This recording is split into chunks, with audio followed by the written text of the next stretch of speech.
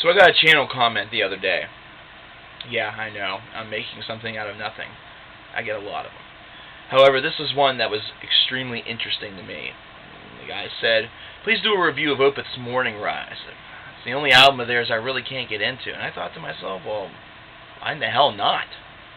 Morningrise, which was Opeth's second release, which was released in 1996, is a phenomenal album. This is an album that's definitely the most different out of all of the Opeth albums that you're going to listen to, and it's not necessarily because it's all that different. It's actually more because of exactly what Opeth did. Opeth took all of the ideas that they had begun on Orchid, all of the ideas that they had sort of laid the groundwork for in their first album, and cranked it up to 11, maybe even 12, if for some strange reason, the amp would go up to 12 as opposed to 11. I know there's a lot of people that probably don't get that joke, but just find the 1980s and you'll be alright. Opeth's Morningrise is only 5 tracks long. This right here is probably one of the biggest reasons why a lot of people can't get into it. It's a very, very long record for having only 5 tracks. It's one of those records that really demands a ton of attention, and a ton of attention is given to it in order to really respect it. And most notably, the last 2 tracks on this particular album span 30 minutes by themselves. Black Rose Immortal is over 20 minutes long, and of course, To Bid You Farewell is 10 minutes by its own right. Now, this is also an album that shows Mikkel at probably some of his passionate best. This is where some of his clean vocals are really their most beautiful, and it's most appropriate. However, this is also an album where Mikkel's darker side definitely comes out a lot more. You hear some of the most predicated and destructive primal screams that you will ever hear out of Mikkel Akerfeet's mouth.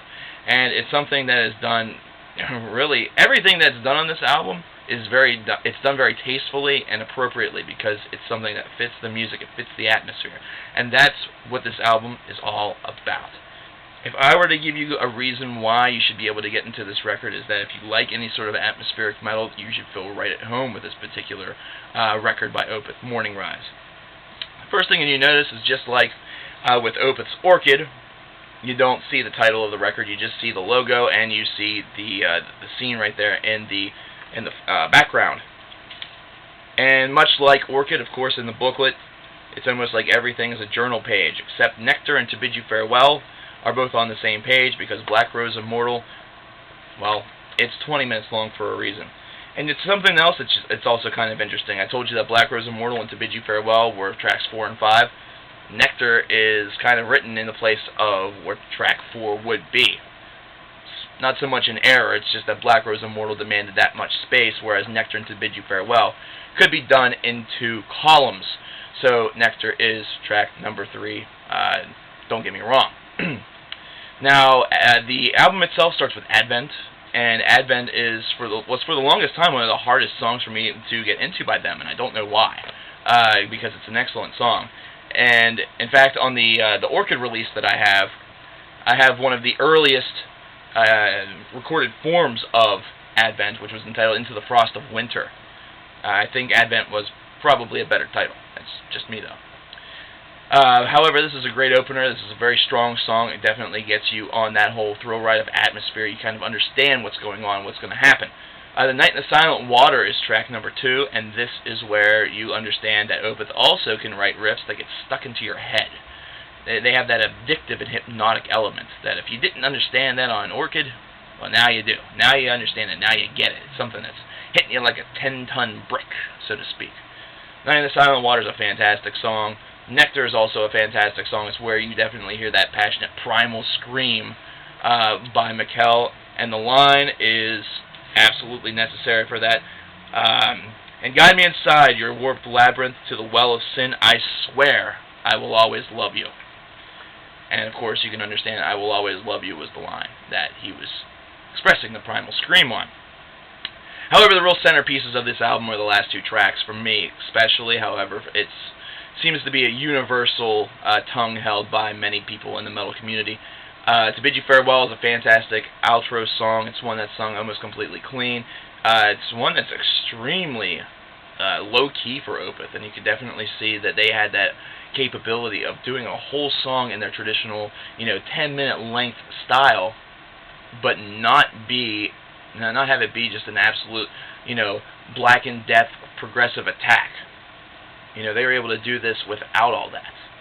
And it definitely sets up, the possibility of an all-acoustic or an all-soft record, so to speak, like we got many, many years later whenever they released Damnation.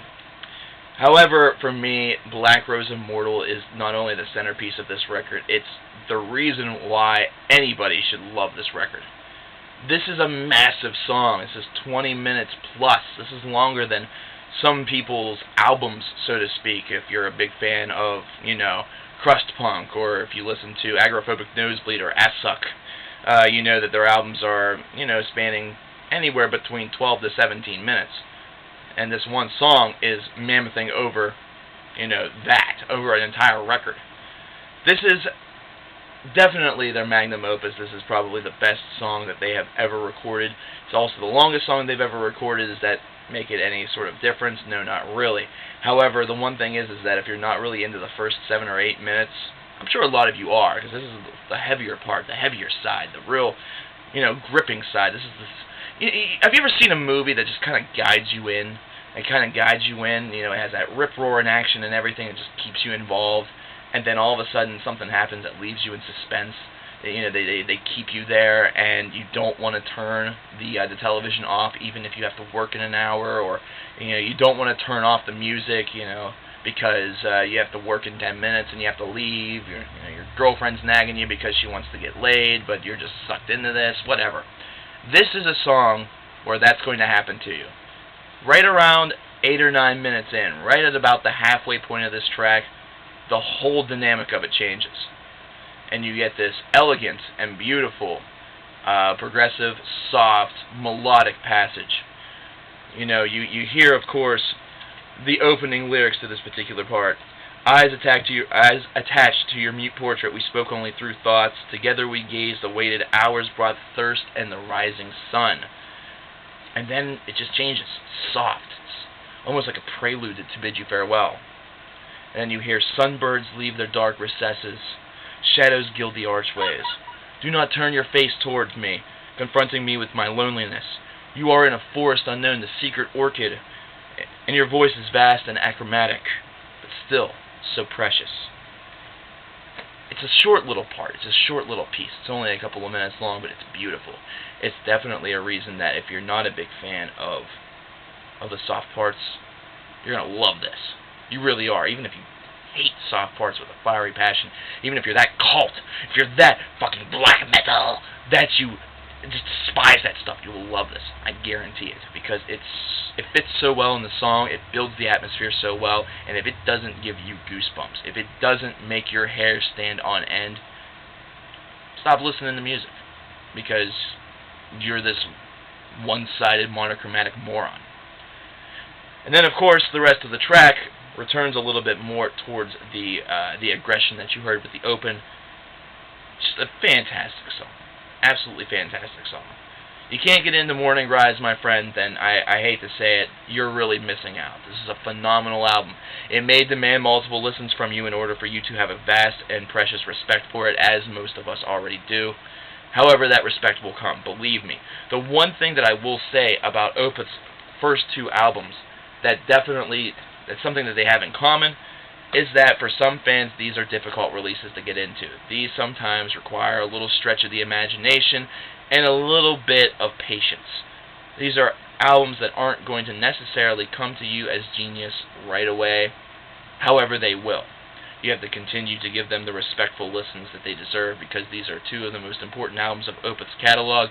They completely shaped what Opeth was able to do in the future, especially the second part of Morningrise. The second part of Morningrise set up the rest of their career, in my opinion, and that's the reason why on an album that only spans 5 minutes, or 5 tracks, should I say, and over 50 minutes with ease, that's the reason why a 20-minute and a 10-minute long final 2 tracks is absolutely so essential. They got this out of their systems, and man, oh man, oh man, the sky was still the limit. They'd already touched the sky at this point. But now that they had seen the sky, now they wanted the stars. Now they wanted the heavens. They wanted to take you down to hell while they themselves were in musical bliss. And let me tell you something. If hell is listening to Opeth for the rest of eternity, sign me up.